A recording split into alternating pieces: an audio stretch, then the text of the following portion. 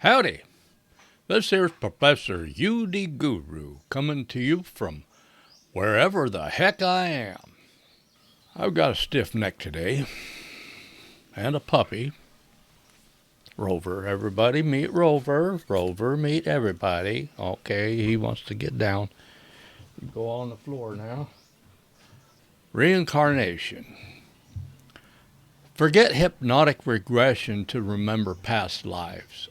I've seen video of Ian Stevenson leading the subject, putting ideas in their head. I've seen video of the Life Between Lives guy doing the same thing. Before I watch a video about somebody's near-death experience, I always look at the description on the video first, and they're always trying to sell a book. I can't remember the last time I actually watched an NDE video. There is one good theory, and it's not my religion, but it's become part of what I think I might believe about reincarnation. This one boils down to the notion that everyone is a reincarnation of everyone else.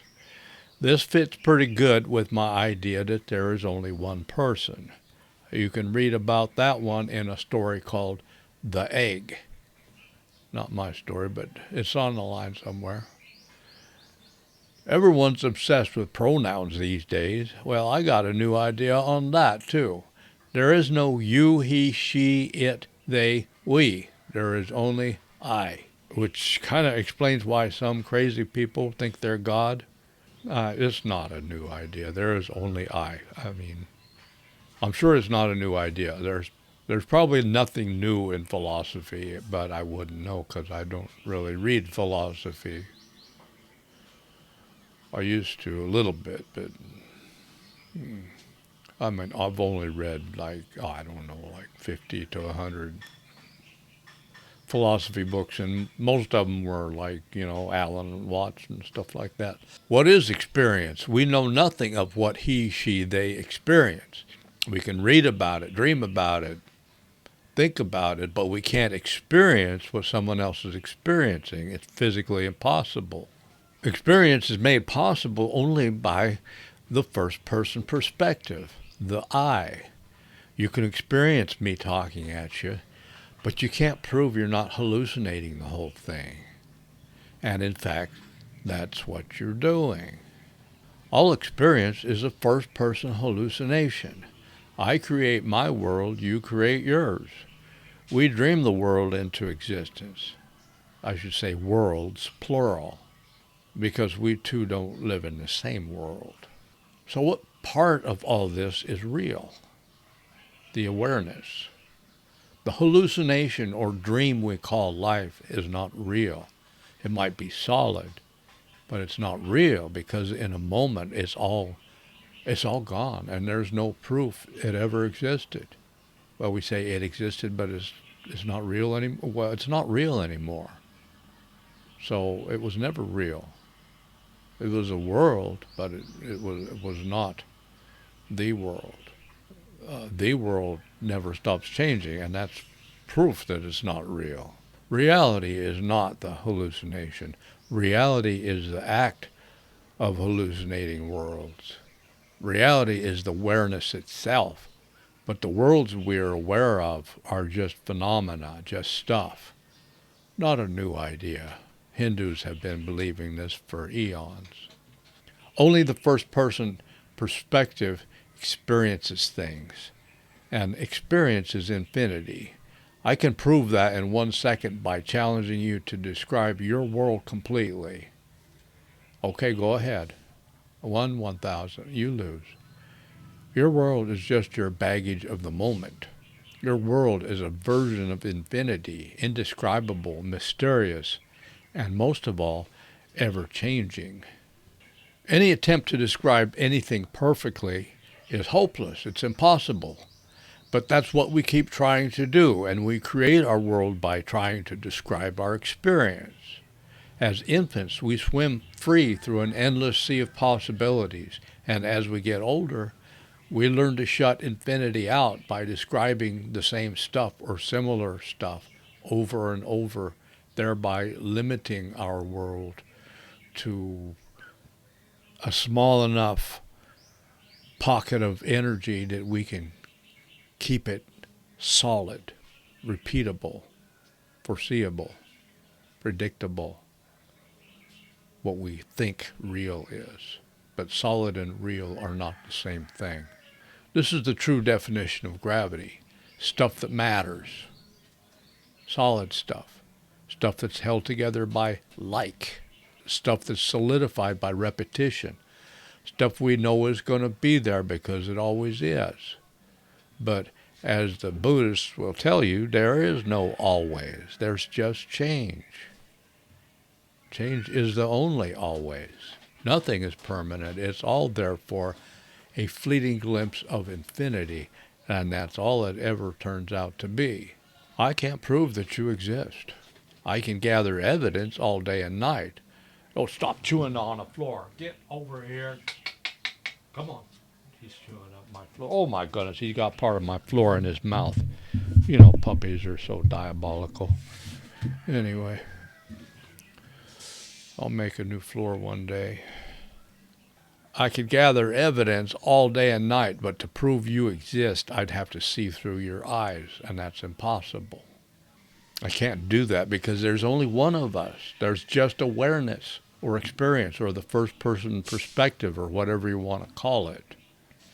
Assuming that we do actually die, not that I can prove that I ever will, in order to understand how awareness is infinity, we have to fill in the blank with the variety of afterlife scenarios.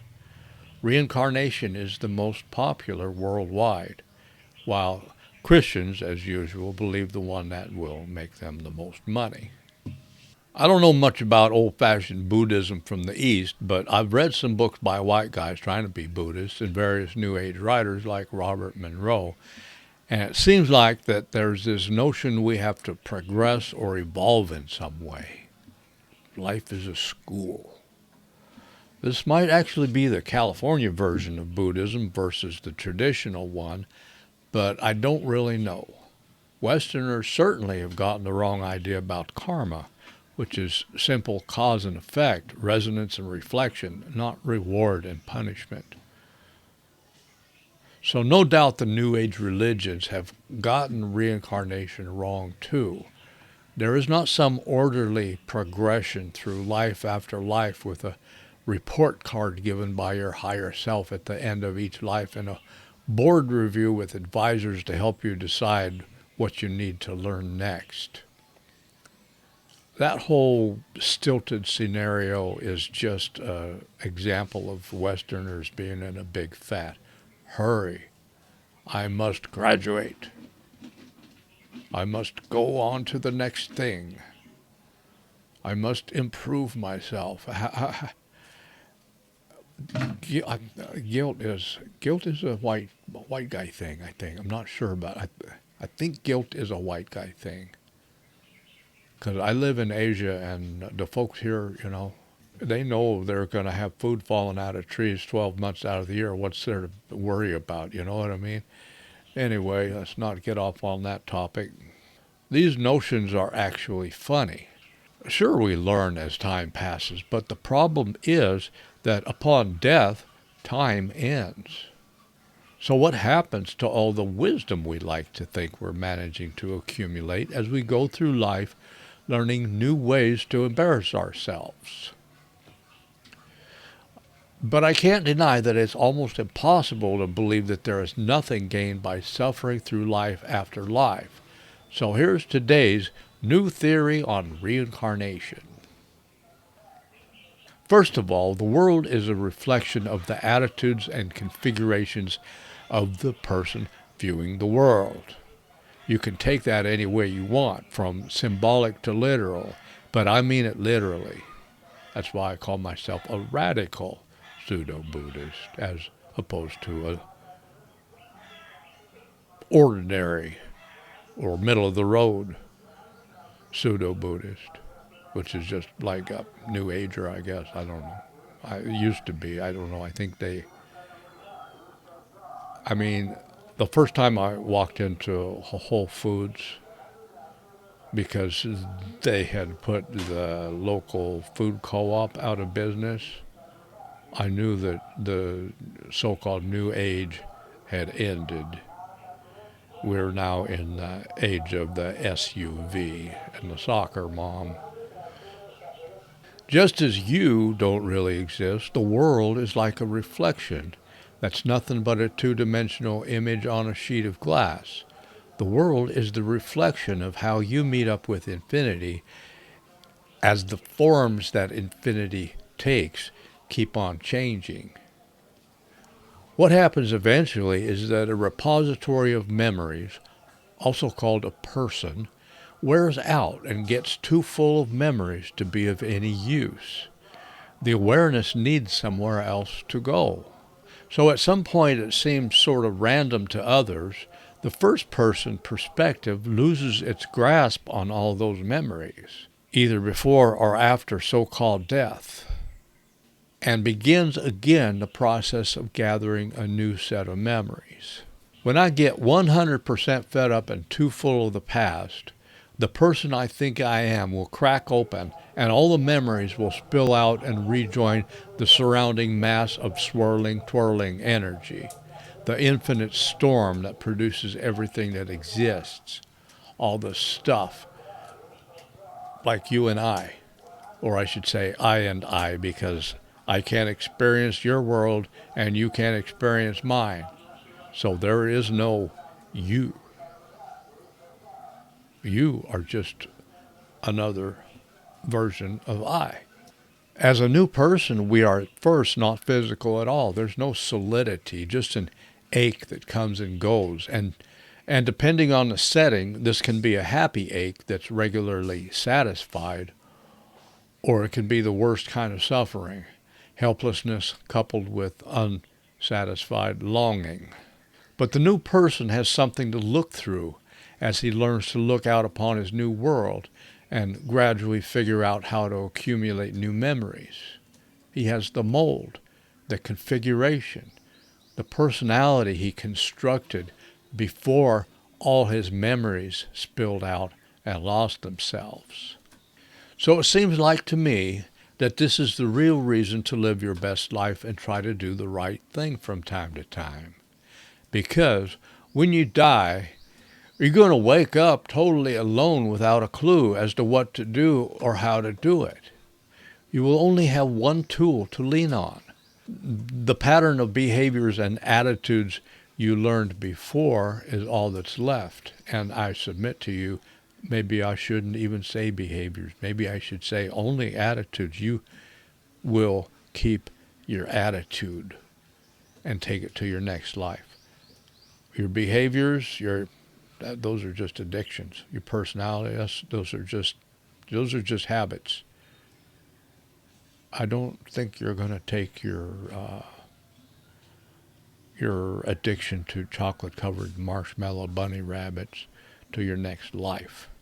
But the attitude behind that, well, maybe that's what you take to your next life.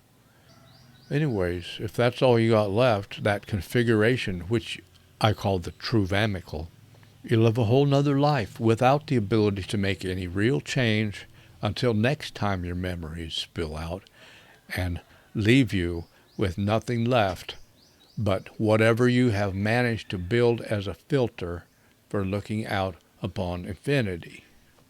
In short, it takes all your energy to be alive, to hold a physical world together, and only upon death will you have anywhere near enough energy to change your true vamical again in any basic way. Thanks for showing up.